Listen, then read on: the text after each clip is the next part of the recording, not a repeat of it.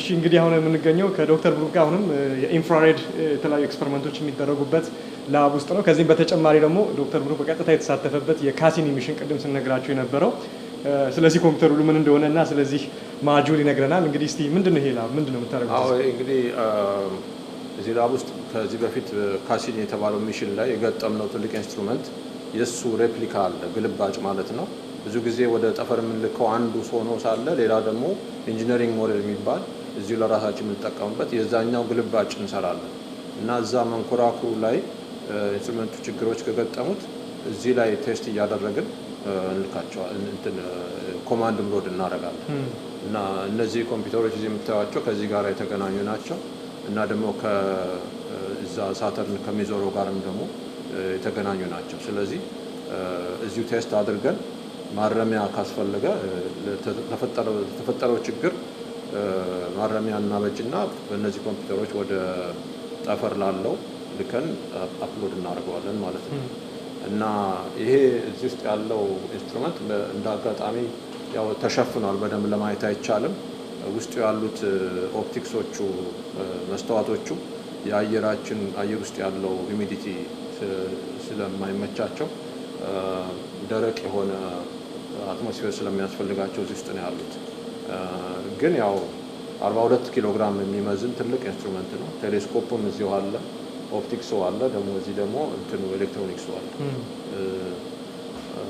እና የዚህ ግልባጭ እንግዲህ ያው ሳተርን እየዞረ ነው ማለት ነው። እንዴ እዛ ጋር ቴሌስኮፕ የሚመስል ነገር ይታየኛል። ምናልባት ሌላ አይነት ፒክቸር ዲስፕሌይ እናደርግላቸዋለን። እንዴት ነው እዛ ሄዶ ቅድም አንዳንድ ነገር ስታጫውት የነበር? እስቲ ባጭሩ ቴሌስኮፕ እዚህ ውስጥ ያለው ያው መስተዋቱ 50 ሴንቲሜትር የሚሆን ነው እና ላዩ ላይ እንትን አለው፣ ከቨር አለው፣ መክደኛ አለው። ከዚህ ተተኩሶ ሲሄድ ብናኝ ወይ የተሰባበረ ነገር ላዩ ላይ እንትን እንዳይል ተሸፍኖ ነው ያለው እና መንኮራኩሩ ጁፒተርን ሲያልፍ ነው ይሄንን መክደኛውን እንትን ምንድነው ወርውሮ የከፈተው። እንዴት ነው ቴክኒኩ? እንዴት ነው የሚከፈትበት? እንዴት ነው በሰም ውስጥ ሰም የማር ሰም አለ አይደል? እንደዛ የመሰለ ነገር ውስጥ ስፕሪንጎች አሉ እና ሰሙ ቀዝቃዛ ሲሆን እነዛን ስፕሪንጎች እንደታጨቁ ቁጭ አድርጎ ይዛቸዋል እና እዛ በምንፈልግበት ጊዜ ያንን ቴሌስኮፕ እንዲከፈት ስንፈልግ ከዚህ ከምድር ሆነን ኮማንድ እንልክለታለን እንዲያሞቀው ያንን ሰሙ ከዚህ ከሪሞትሊ እና ከዛ ሙቀቱ ሲደርሰው ሲቀልጥ እነዛ ስፕሪንጎቹ ይከፈታሉ እና ያንን የቴሌስኮፑን የከደነውን ነገር ወደ ጠፈር ይወረውሩታል። ቀጥታ ከዛ ማለት ይጀምራል። ያው ቴሌስኮፑን ለመንከባከብ እና ከዚህ ተተኩሶ 4 ዓመት እንደዚህ በኋላ ነው ወደ ጁፒተር የደረሰው፣ 5 ዓመት አካባቢ እና በዛን ጊዜ በሚከፈትበት ጊዜ ከዚህ ኮማንዱን ልከን እዛ እስከሚደርስ ወደ 40 ደቂቃ ይወስዳል ኮማንዱ። ከዛ ደግሞ መከፈቱን ደግሞ ሊነግረን ሲልክ እንግዲህ ብዙ ሰዓት ነው የጠበቅነው። በጣም ስትሬስ ነበር። አይ ነው ካልተከፈተ ጨለማ ሆኖ ስንት ሚሊዮን ብር የወጣበት ነገር ካለጣ ማለት ነው። በጣም ነው የሚገርመው። 4 ዓመት ነው የወሰደበት እቃው ራሱ ሊደርስ፣ ግን አንድ መረጃ ኮማንድ ለመላክ 40 ደቂቃ የሚወስደው። just curiously ግን እኔም ያው ኮምፒውተር ላይ ስላለው ዳታ ሲሄድና ሲመጣ የሚለውን በጭንቅላት የማስበው ምንድነው what's the way of communication ከዚህ ወደዛ ኮማንዱን የሚልክበት? ኮማንዱ በኮምፒውተሮች ኮማንዱ ይላካል የተወሰነ ቦታ ላይ ያ ወደ ሬዲዮ ሲግናል ይቀየርና ከዚህ በምድራችን ላይ በትልቅ አንቴናዎች ወደ መንኮራኩሩ ይላካል። መንኮራኩሩ ደግሞ ትልቅ አንቴና አለው ራሱ፣ በዛ ይቀበልና ለሚመለከተው ኢንስትሩመንት አድራሻውን አርገን ስለምን ያስተላልፋል። ስለዚህ ኮምቢኔሽን ኦፍ ሳተላይቶች ሊንክ አፕ ነው በቃ እንደ ሞባይል ፎን ይሰደው እና እነዚህ ኮምፒውተሮች እንዳልከኝ አሁንም ከዛ ሚሽን ላይ አክቲቭሊ ዳታ ይቀበላሉ። ፒክቸሮች ምናምኖች በዚህ በኩል ነው የመጡት ወይስ? አይ ነው ፒክቸሮቹን ሌላ ቦታ ነው ያደረጋቸው። ይሄ ግን ከዚህ ኮማንዱን ለመላክ እና ደግሞ ችግሮች ካሉ ከዚህ በቀጥታ መንኮራኩሩ ጋር እንነጋገራለን ማለት ነው። በጣም ነው የሚገርመው። በጣም ነው እናመሰግነው። እንግዲህ ሌሎች የምናያቸው ነገሮች አሉ። ወደዛ ደግሞ እንሄዳለን። እሺ ቴንክ ዩ በጣም ለወደፊት ለሚቀጥሉት መንኮራኩራት ደግሞ የምሰራቸው ሌሎች ዲቴክተሮች አሉ። እነሱ ለወደፊት አጋጣሚ ካለ እናወራቸዋለን። ለአሁኑ ላለፈው አልፏል፣ ግን ለሚቀጥሉት ሚሽኖች ደግሞ የተሻሉ ቴክኖሎጂ እና ሴንሰርስ እና ኤሌክትሮኒክስ ማዘጋጀት አለ። ዴቨሎፕ እየተደረጉ ነው የሚገኙት እና እዚህ ላይ ውስጥ ሌሎችም የምንሰራቸው ነገሮች አሉ፣ ግን ጊዜ የለንም አሁን። እሺ በጣም ነው የማመሰግነው ዶክተር።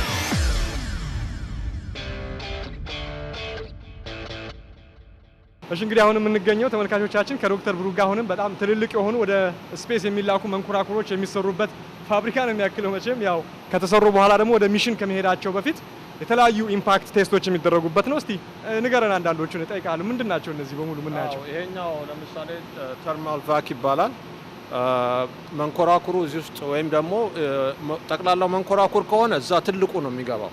ግን መንኮራኩር ላይ የሚገጠም ኢንስትሩመንት ከሆነ አሁን ቅድም የኔን ላብ እንዳያችሁት እሱ እዚህ ውስጥ ነው የሚገባ እና የጠፈርን ኮንዲሽን ክሪኤት እናደርጋለን። እዚህ ቫኪዩም እናደርገዋለን 10 to the -7 አትሞስፌር። አሁን ያለንን አትሞስፌሪክ ፕሬሸር አንድ 10 ሚሊዮን ጊዜ ቀንሰው ማለት ነው። አዎ እንደዛ አይነት ቫኪዩም እንሰራለን። ከዛ ደግሞ ብዙውን ጊዜ ፀሐይ በአንድ በኩል የሚመታ ከሆነ በጣም ይሞቃል፣ በአንድ በኩል ሊቀዘቅዝ ይችላል። ይህንን ሁሉ እዚህ ውስጥ ክሪኤት እናደርገዋለን ሲሙሌሽን እና ብዙውን ጊዜ እንግዲህ ያው የማቴሪያልስ ችግሮች ካሉ መጣመም፣ በተለይ ቴሌስኮፕ ኦፕቲክስ ካለ ምንም ነገር መጣመም የለበትም። ይህን ሁሉ እዚህ ውስጥ ነው ቴስት የምናደርገው እና ማቀዝቀዝ፣ ቴምፕሬቸሩን መጨመር፣ ቫኪዩም ማድረግ እና የመሳሰሉት እና ኢን ሪል ታይም ዴታ እንወስዳለን ከሱ እና ፀሐይንም ደግሞ የሚያይ ከሆነ ፀሐይንን ሲሙሌት የሚያደርግ ሶርስ ይኖራል። ወይም ደግሞ እነ ሳተርን እነ ጁፒተርን ከሆነ ደግሞ ያንን ሲሙሌት የሚያደርግ ጨረር የሚልክ ነገር እዛ ውስጥ አብሮ ይገባና የተባለውን አይነት ሲግናል ማግኘቱን ቴስት እናደርጋለን። ያ ከሆነ እንግዲህ መንኮራኩሩ ጠፈር ሲላክ ያለምንም ችግር ሳይበላሽ ስራውን መስራት መፈጸሙን ቴስት ካልሆነ ስንት ሚሊዮን 300 400 ሚሊዮን ዶላር ወጥቶበት ሊቀልጣል ማለት ነው። ስለዚህ እነዚህ ቴስቶች በጣም አስፈላጊ ናቸው። ኦኬ ብዙ ጊዜ እነዚህ ላስቲክ የተሸፈኑ ትንንሽ ክፍሎች ያሉ ምንድን ናቸው እነዚህ? አዎ እነዚህ ክፍሎች እንግዲህ ውስጣቸው ፕሬሸር ፖዚቲቭ ፕሬሸር አለ። አየር ይጨምራል። ንጹህ አየር ፊልተርድ ሆኖ ይገባል እና ከውጭ አየር አያስገባም። አየር ከዛ ወደ ውጭ ነው የሚወጣው። ከውጭ ያለ አቧራም ሆነ ምናምን ነገር ወደ ተመልሶ እዛ ገብቶ መንኮራኩር ላይ እንዳይቀመጥ ኦፕቲክሱ ላይ መስተዋቶቹና ነገሮች ላይ አቧራ እንዳይኖርባቸው ፖዚቲቭ ፕሬሸር ነው ያለው እና ከውጭ አቧራ አይገባም። ንጹህ አየር ነው እዛ የሚቀረው እና ሰዎችም እዛ ውስጥ ገብተው ሲሰሩ ልብሳቸውን ለብሰው አቧራ ይዘው እንዳይገቡ ነው የሚረዳው። ስለዚህ አሁን ይሄኛው እንግዲህ ትንሽ ቆይቶ ሌላ የሚመጣ አለ። ተጨርሷል። እዚህ ያለው ጨርሶ ወጥቷል ማለት ነው። አሁን እዚህ ውስጥ ደግሞ ሌላ ይታያል። እዛ ውስጥ ለምሳሌ አለ ማለት ነው። እንግዲህ ከኦፕራሲዮን ሩም ሁሉ የበለጠ የነጻ ክፍል ነው ማለት ነው። በጣም ንጹህ መሆን አለበት። በጣም ንጹህ። ሌሎቹንም የተዘዋወርን ያለና ምንድነው ወደሚቀጥለው ያለው ወደዛ የሚቀጥለው እንግዲህ እነዚህም ደግሞ ተለቅ ያለ ተርማል ቫክ አለ እያየን እንሄዳለን። ያ ደግሞ ትልቁን መንኮራኩሩን እንዳለ ይጨምራል። ያኛውን እናየዋለን። ከዛ አልፎ ደግሞ ለጄደብሊውኤስቲ ወደሚባለው ትልቁ አሁን የምንሰራው ቴሌስኮፕ አሁን ከዚህ ቀደም ተልኮ አያውቅም። ያንን ያህል የመስታወት ሳይዝ ያለው 6.5 ሜትር ነው ዳያሜትር እና እሱ ጋር እንሄዳለን ማለት ነው። ወደዛ እንግዲህ ተመልካቾቻችን እየጎበኘን እንሄዳለን ወደዛ።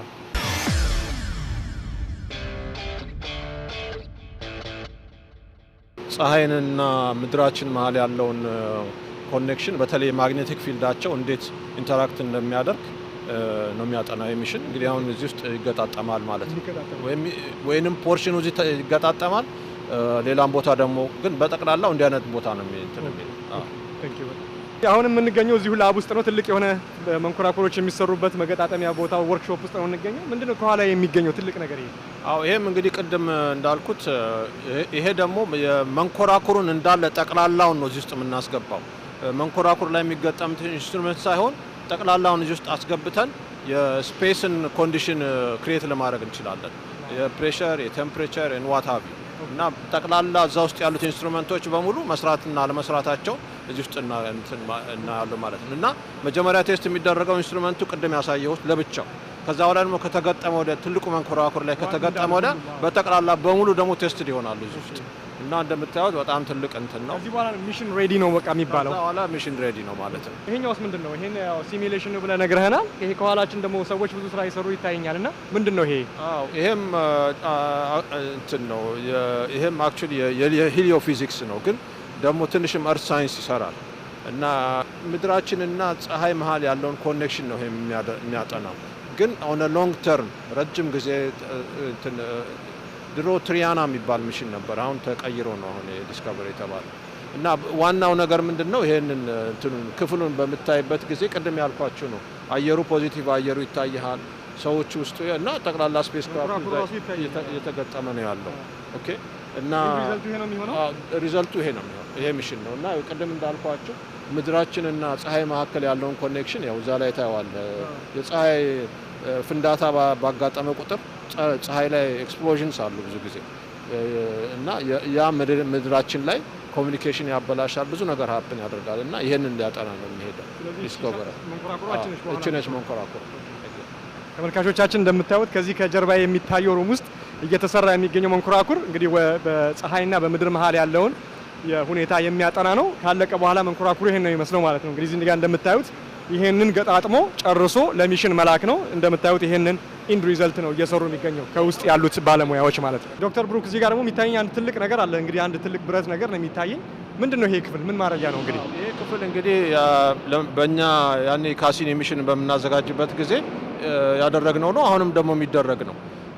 መንኮራኩሩ በሚተኮስበት ጊዜ በሎንቹ ሰዓት ሮኬቱ ብዙ ቫይብሬት ያደርጋል እና ድምፅ አለ እና የቴምፕሬቸር እና የቫኪዩም መሆን ብቻ ሳይሆን ቫይብሬሽንም ደግሞ አለ እና አንደኛው ከቫይብሬሽን የተያዘው ድምፅ የሮኬቱ ድምፅ ራሱ ቫይብሬት ያስደርገዋል። ፕሬሸር ዌቭ ድምፅ፣ ከፍተኛ ድምፅ እና እንደምታየው እዛ ላይ ይታየህ እንደሆነ እዛ ላይ ያለው ቀዳዳ ድምፅ ነው እዚህ ቼምበር ውስጥ የሚጨምረው። እዚሁ እንዳለ ስፔስ ክራፍቱን እና ወይም ኢንስትሩመንቱን ይደረጉና ከዛ በኋላ ይሄ ትልቁ በር ይዘጋል። ይሄ ትልቁ በር ይታያል። አዎ በጣም ትልቅ በር። እነዚህ ሁለቱ ይዘጉና በዚህ በትንሹና በዛ ድምፅ ይወጣል። ከፍተኛ ድምፅ እና ያን ጊዜ አለመበላሻቱንና በትክክል መስራቱን አለመሰንጠቁን ያን ነው ቼክ ማድረጊያ ነው። አሁን ለምሳሌ እየተዘጋጀ ነው ለሌላ ቴስት ማለት ነው ለሚቀጥለው ሚሽን እና ይሄ ነው። ድምጹን ከምን ፕሮዲዩስ ከፍተኛ ድምጽ እንዴት ነው ፕሮዲዩስ የምታደርጉት? ኤሌክትሮኒክስ አለ ከኋላ ድምጹን ፕሮዲዩስ የሚያደርገው እና በዛ በማጉያው ኢትስ ፕሬሸር ዌቭ እና ፕሬሸር ዌቭ you created with the electronics.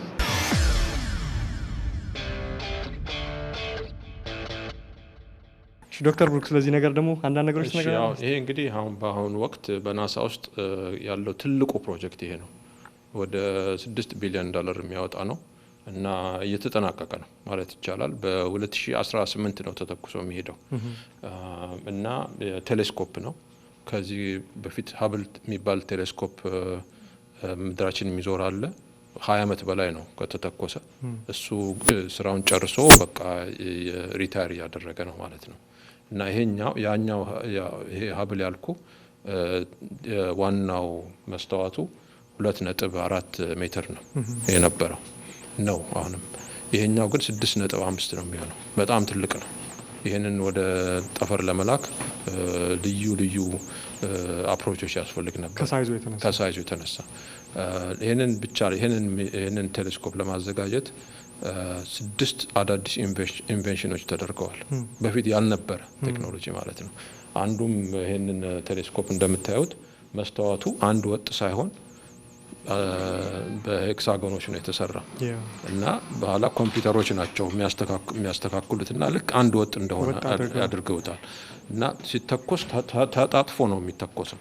ከተተኮሰ ወዲያ ነው እንደገና የሚዘረጋው። ለምን ከሮኬቱ ላይ እንደዚሁ ተዘርግቶ ማስቀመጥ ስለማይቻል ቦታ ስለሌለው ተጣጥፎ ነው የሚሄደው። ይሄ ሁሉ እንግዲህ ተደርጎ የማይታወቅ ነገር። እሺ ይሄ እንግዲህ ቅድም ያልኳቸው JWST የተባለው ጄምስ ዌብ ስፔስ ቴሌስኮፕ የሚባለው የሚገጣጠምበት ፋሲሊቲ ነው። ያ ግድግዳው በሙሉ የአየር ፊልተር ነው እዛ ላይ በላይ የሚታየው እና በዓለም ላይ ካሉት ክሊን ሩምስ ንጹህ ሩምስ ማለት ነው this is the biggest in the world። በጣም ትልቅ ነው እና የኛ ኢንስትሩመንት ያን ጊዜ መጨረሻ ሲገጠም እዚህ ውስጥ ታችን የነበር ነው። ይሄኛው ደግሞ በጣም ትልቅ ነው እንደምታዩት። ይሄ ሁሉ ያስፈልገዋል ለመገጣጠም እና የJWST ዋናው መስተዋቱ እዚህ እየተገጠመ ነው ያለው። ስፔሻል የሆኑ ሮባሪክ አርሞች ሁሉ ነው አሉ። እዚህ ሰራተኞቹም ይሰራሉ ያሉት እንደምታያቸው ነጭ ልብስ ለብሰው እዛ ላይ ያለው እነሱ መስተዋቱ በሙሉ ንጹህ መሆን አለበት። ምንም ነገር ለምን በጣም ሩቅ ያሉ 13 ቢሊዮን ይርስ 13 ቢሊዮን ዓመታት በፊት መጀመሪያ ዩኒቨርስ ፎርም ሲያደርግ የነበሩ ጋላክሲዎችን ነው የሚፈልገው እና ከዛ ወደዚህ የሚመጣ በጣም ሩቅ ስለሆኑ እዛ መስታወቱ ላይ አንድ ትንሽ አቧራ ምናምን ካለ ያንን እንትኑን ያበላሸዋል ማለት ነው እና ያ እንዳይሆን በጣም አብሶሉትሊ ንጹህ መሆን አለበት እና ለዚህ ነው ይሄ ሩም እንደዚህ የሆነው እና በቃ ይሄ ነው በጠቅላላው ትልቁ ሚሽናችን አሁን ይሄ ነው ያለው በአስትሮፊዚክስ በፕላኔታሪ ደግሞ እንዳልኳችሁ ኦሳይረስ ሬክስ የሚባል አለ ቅድም ያላነሳሁት እሱ ደግሞ ከአንድ አስትሮይድ ቤኑ ከሚባል አስትሮይድ ሄዶ ሳምፕል ይዞ ይመለሳል በ2016 ተተኩሶ ወደ 2022 አካባቢ ሳምፕሉ ተመልሶ ይመጣል ለመጀመሪያ ጊዜ ይሄ ቴሌስኮፕ መቼ ነው ወደ ሚሽን የሚሄደው 2016 ኦኬ እና 18 አም ሶሪ 18 ብዙ ጊዜ አይወስድበትም ያው እዚሁ ነው ይሄኛው ኖ ይሄኛው አባት ዋን ከጨረቃ ባሻገር ሄዶ ነው የሚቀመጠው ኦኬ ስለዚህ ምን ያህል ነው የሚወስድበት ለመድረስ ማለት ነው እንግዲህ ዌል ብዙ ትራጀክተሪ ማድረግ አለበት ከመሬትና ከምድር ግን አንድ ወር እንደዚህ በኋላ የተፈለገበት ቦታ ይቀመጣል ለተመልካቾቻችንም አንዳንድ ለግንዛቤ ያህል እንዲሆን ባለፈውም ስጠይቅህ ነበር እነዚህ አንድ መንኮራኩሮቹ የስፒዳቸውን ስትነግረኝ በጣም ኢትስ ማይንድ ብሎዊንግ 20 ምናምን ሺህ ማይል ፐር አወር ምናምን እና እንዴት ነው ስፔስ ላይ ከደረሱ በኋላ ያን ስፒዳቸው ሜንቴን አድርገው የሚሄዱበት ፊዚክስ ከፊዚክሱ በስተጀርባ ያለውን እስቲ ካንሰፕት ንገረኝ አንድ ጊዜ ከምድር ከተወረወርክና ኢኒሻል ምንድነው ፍጥነት ካለ የሚያቆምህ ነገር የለም የአየር አሁን ምድራችን ላይ አይሮፕላኑ ሁሉ ከአየር ጋር እየተፋተገ ነው የሚሄደው እዛ ግን ምንም ስለሌለ አንድ መጀመሪያ ያለውን ስፒድ ይዞ ይቀጥላል ነገር ግን ያም ይሆን በቂ አይደለም ስለዚህ አሁን ለምሳሌ ካሲኒ ያኔ ሲተኮስ በቀጥታ ወደ ሳተርን አይደለም የሚሄደው መጀመሪያ በቪነስ በኩል አልፎ ቪነስን በጣም ጠጋ ሲል የቪነስ ስበት አክሰለሬት ያደርገዋል ፍጥነቱን ይጨምረዋል እንደገና ደግሞ ምድራችን ጋር ተመልሷል የምድራችን ስበት ደግሞ እንደዚሁ እንትኑን ፍጥነቱን ይጨምራል እና መጨረሻው ፍጥነቱ እንግዲህ ወደ 25000 26000 ሊሆን ይችላል ኤግዛክትሊ እንትን ባለው በሰዓት ማይልስ በሰዓት ነው የሚሄደው እና ይሄ ሁሉ ተደርጎ ነው 7 አመት የወሰደው እዛ ለመድረስ እና ይሄ ደግሞ የኛ ፀሐይና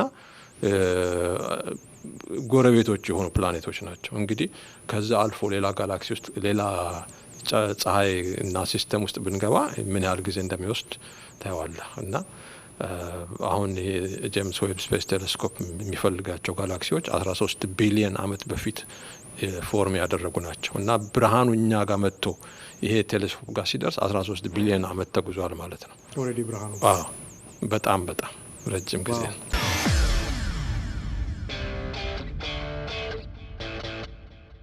እሺ ዶክተር ብሩክ እንግዲህ አንዳንድ ቦታዎችን ተዘዋውረን አይተናል አይኑ በጣም በቢዚ ስኬጁል ላይ ምን ያህል ስራ ቢዚ እንደሆነ ለመጀመሪያ ጊዜ ያወቅኩት አሁን ነው ማለት ይሄን እንኳን ኢንተርቪው ያደረግን በጣም በተወጣጠረ ሁኔታ ነበር ያለውና ተመልካቾቻችንም እንግዲህ በጣም ቢዚ ከሆነ ሰዓቱ ላይ ነው የሚያደርገን ያለ ነው እስቲ ስለ ኢትዮጵያ ሳይንስ ደግሞ ወደ ኢትዮጵያ እንመለስና እዛ ስላለው እንቅስቃሴ አንዳንድ ነገር እናወራ በቅርብ እንደምታውቀው ከሁለት ሳምንት በፊት የመጀመሪያው ኦብዘርቫቶሪ ወይም ቴሌስኮፕ በእንጦጦ ጋራ ላይ ተሰርቷልና ስለሱ ምንድነው አንተ ያለህ እይታ እስቲ አው በጠቅላላ በጣም ጥሩ የሚደገፍ ነገር ነው ከዚህ ድሮ ማስታወሰው አፕሮፕሪየት ቴክኖሎጂ የሚባል ነገር መጥቶ ነበር የተባበሩት መንግስታት ይሁን አንድ ቦታ የሆነ ሰው የሆነ ድርጅት የኔ ደግፍ ነበር ይሄ ማለት ምን ነው አፕሮፕሪየት ቴክኖሎጂ ማለት አንድ ህዝብ አንድ ሀገር በደረሰበት የእውቀት ደረጃ ብቻ ነው ቴክኖሎጂ የሚገባው የሚል አይነት ለምሳሌ ውሃ ከጉድጓድ በአዲስ በፓምፕ ከማውጣት በሞተር ፓምፕ ያኔ ከብቶች እያዞሩ እንደዚህ የገፉት እንደ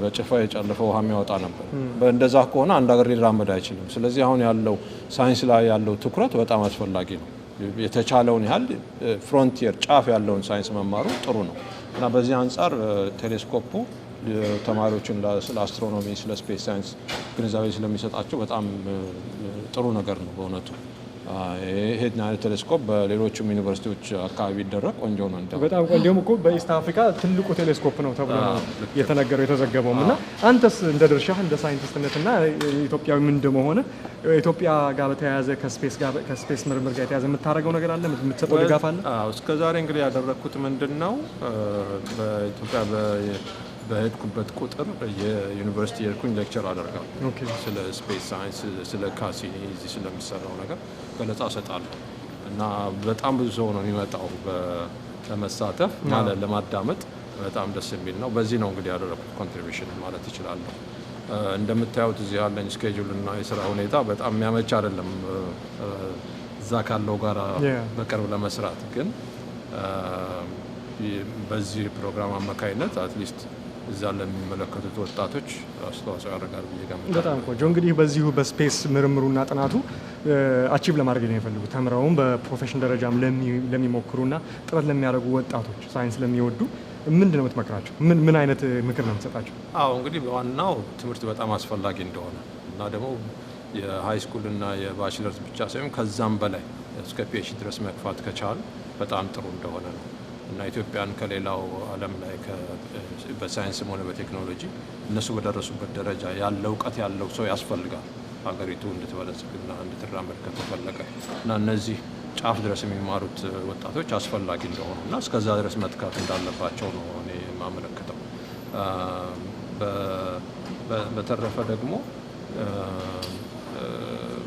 ኢትዮጵያ አሁን ቅድም ባያችሁት አንጻር ብዙ የምታዩት ነገር በጣም ብዙ ገንዘብ የሚያወጣ ነው። ኤክስፔንሲቭ ነው አይደለ? ሃርድዌሩ ጥርሶ በመቶ ሚሊዮኖች ዶላር የሚቆጠር ነው እና በዛ ደረጃ ስፔስ ሳይንስ ለማድረግ ትንሽ ያስቸግራል። የገንዘብ አቅም ሊኖር ይችላል ችግር እና ሞር ወደ ሶፍትዌር፣ ወደ ኮምፒውቲንግ፣ ወደ ሞዴሊንግ፣ ዳታ አናሊሲስ ማድረጉ ከመንኮራኩሮቹ የሚመጣ በጣም ብዙ ዴታ አለ።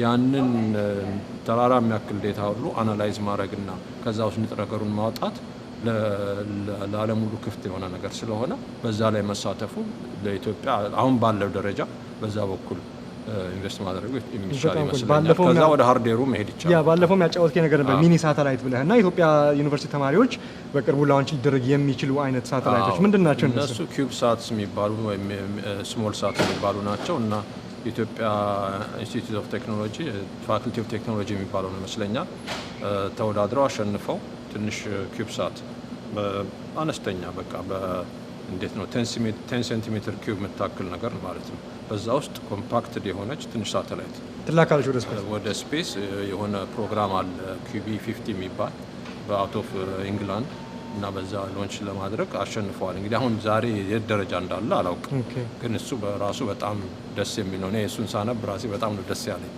እና ስፔስ ሳይንስ ላይ ትኩረት ማድረጉ በጣም ጥሩ ነገር ነው። እንዲሁ ለግዠሪ አይደለም። ማንኛውም ሀገር አሁን ከስፔስ ውጭ ሆኖ ዝም ብሎ ለመበልጸግ አይችልም። ኢትስ ኖት አ ለግዠሪ። እውነት ነው። ከሁለት ቀን በፊት የሰማነው ዜና አለ። ህንድ ወደ ማርስ ሚሽን ኦልሬዲ ልካለች እና እንዳልከው እውነት ነው፣ የቅንጦት ጉዳይ አይደለም። ወደ ግል እዚህ ላይ በነገራችን ላይ ሳተላይቶቹ የውሃ መጥለቅለቅ ሲኖር ለምሳሌ ከሳተላይት ማየት ይቻላል እና የእርዳታውን ማስተባበር ይቻላል። ከዛ ደግሞ ለሰብር የት ቦታ ድርቅ እንዳለ የት ቦታ እንደሌለ የመሬቱንም አይነት እንኳን ከስፔስ ሆኖ ማየት ይቻላል እና ለእርሻም በጣም ትልቅ አስተዋጽኦ አለ። እስቲ ወደ ግል እንመለስና ውጭ ጉዳያችን ጨዋታችን እየጨረስን ነው። ምንድነው በጣም በህይወትህ የምታስታውሰው ሞመንት? የደስታ ሊሆን ይችላል፣ የሬግሬት ያረክበት ሊሆን ይችላል። ፈረንጆቹ ምን ይሉታል? the good the bad and the ugly እና ምንድነው እስቲ? ትንሽ ቅር የሚለኝ ነገር ልጆቼን ይዤ ሄጄ ነበረ ካሲኒ ሲተኮስ እዛ ፍሎሪዳ እና ያው እዚህ ስለምሰራ ቅርብ አክሴስ ነበር የነበረን። ግን መተኮሱን የሚቃወሙ ደግሞ ዴሞንስትሬተሮች ነበሩ። እዚህ ሀገር ያው እንደምታውቁት ደጋፊና ተቃዋሚ አለ።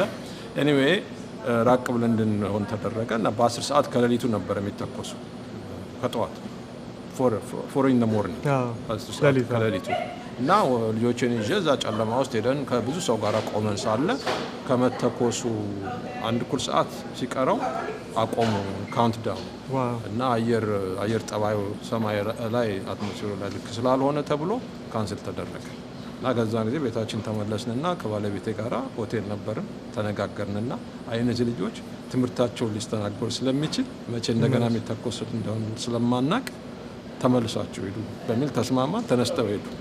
በነገታው ተተኮሰ እና ልጆቼ ያንን ኤክስፒሪየንስ አገኙ ቀሩ ማለት ነው። በስራ ሁኔታ ላይ በጣም ቢዚ ነህ። ከስራ ውጪ ያለ ሀቢ ምንድን ነው ማድረግ የምትወደው? ከስራ ውጪ እንግዲህ ማንበብ በጣም ወዳለሁ። ይህም አባቴ በጣም ያነብ ስለነበረ ማንበብ በጣም ወዳለሁ። ከዛ በተረፈ ደግሞ ካምፒንግ ልጆቼ ሁሌ ቦይ ስካውት የነበረ ጊዜ ከእሱ ጋር ካምፕ አረግ ነበረ። የሴት ልጄ ደግሞ ገርል ስካውት በነበረችበት ጊዜ መሪዋ ሌላ ከተማ ስለሄደች እኔ የገርል ስካውቱ ትሩፕ መሪ ሆኜ ስሰራ ነበር። ስለዚህ ካምፒንግ እና ጫካ ምናምን ኔቸር በጣም ደስ ይለኛል። ከዛ ስፖርት ደግሞ ወዳለሁ። ምን ስፖርት? ጠዋት ተነስቼ አሁን ዛሬ እንኳን ጠዋት በ5 ኢን ዘ ሞርኒንግ ተነስቼ ኤክሰርሳይዝ አድርጌ ነው ስራ የምገባ እና ለጤንነት በጣም አስፈላጊ። በዛ በጣም ጤነኛ ነው። ወጣት ነው መስላለሁ አይደል? ማን ነው እስቲ ለዚህ ሁሉ ሰክሰስህ በህይወትህ፣ በግል ህይወትህ፣ በስራህ፣ በትምህርትህ ሮል ሞዴል አራያ የምንለው ማን ነው? አራያ መቼም ፈርስት ኤንድ ፎርሞስት አባቴ ነው።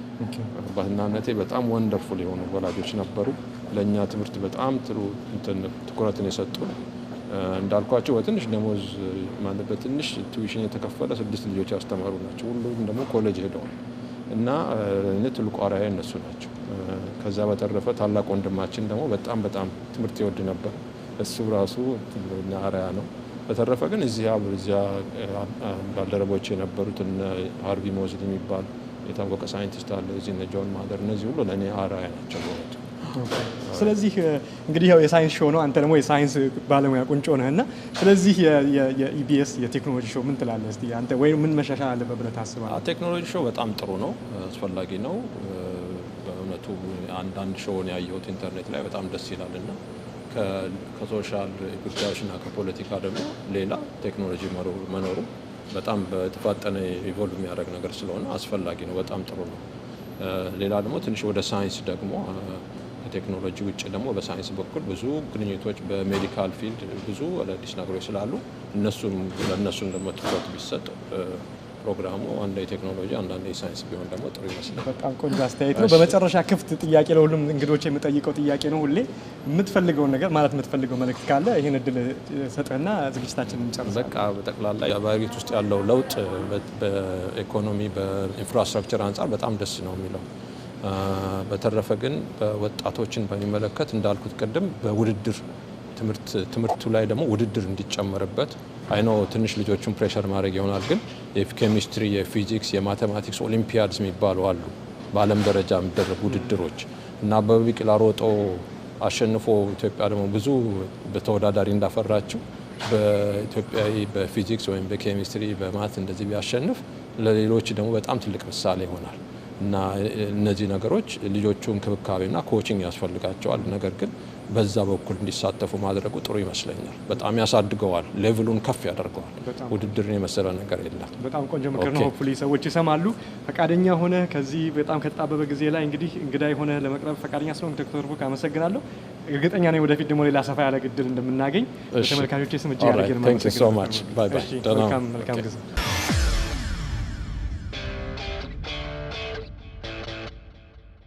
ተመልካቾቻችን እንግዲህ በዚሁ በግሪን ቤልት በሚባል ከተማ በሜሪላንድ ስቴት ውስጥ ናሳ ከፍተኛ የሆነ የምርምር ተቋም አለው። ጋዳርድ ፍላይት ሴንተር ይባላል።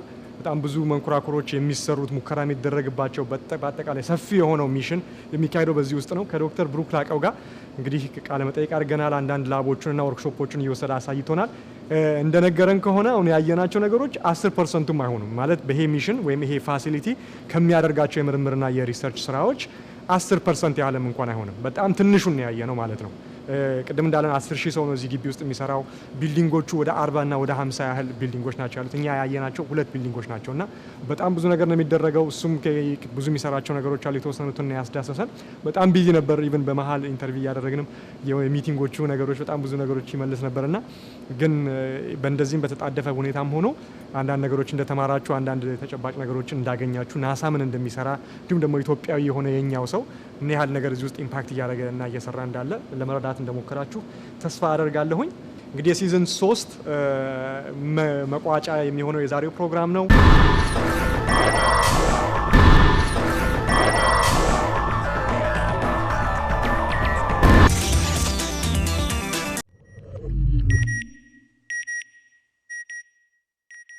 እንግዲህ በዚህ በ13 ሲዝን ውስጥ በጣም የተለያዩ ነገሮችን ዳብሰናል። አይኖ ረጅም ይመስላል ግን ቶፒኮቹ ራሳቸው በጣም ብዙ ነበሩ።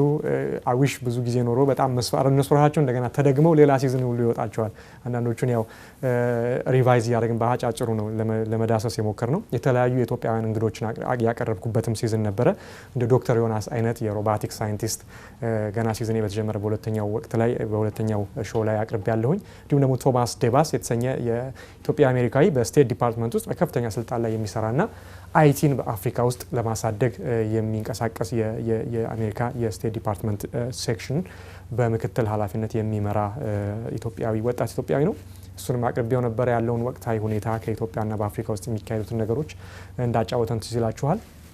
ከዚህም በተጨማሪ ደግሞ ፓነል ዲስከሽን ያደረኩበትም ሁኔታ ነበር ትዝ ይላችሁ ከሆነ እንዲሁም ከተወሰኑ ሳምንታት በፊት ነው የነበረው።